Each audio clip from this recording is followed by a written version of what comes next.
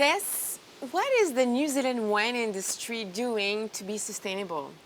Well, sustainability is really part of our DNA. We've been running a sustainable wine growing certification program for over 25 years now, and this measures environmental impact across our 6 focus areas. Those are soil, water, people, pest and disease, waste, and more recently climate change. And importantly, this certification program is independently and externally audited every year. So it's not just us auditing our own people. So, how specifically are you addressing climate change? Our industry has a goal of achieving that net zero target ahead of the 2050 timeline.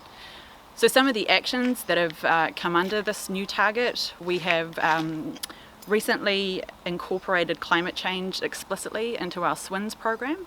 So that means we've created a climate change specific component measuring scope 1 and scope 2 emissions of all of our members that are part of that certification system.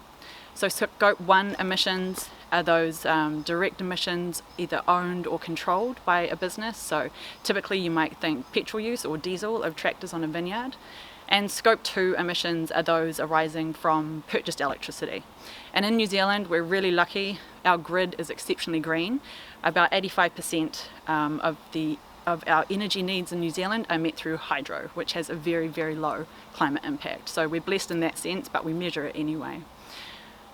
Going forward from this year, we're also explicitly measuring scope 3 emissions from waste, which is a bit of a new step for New Zealand wine growers. So this isn't an endpoint. We're constantly learning in this space. We're not claiming to be a comprehensive carbon accounting system at this point, but we're trying to bring our members along on a journey because we've all got a lot to learn and we've all got a lot to adapt to. This is a changing environment, and we've just got to figure it out slowly so that the health of our businesses remains a priority as well.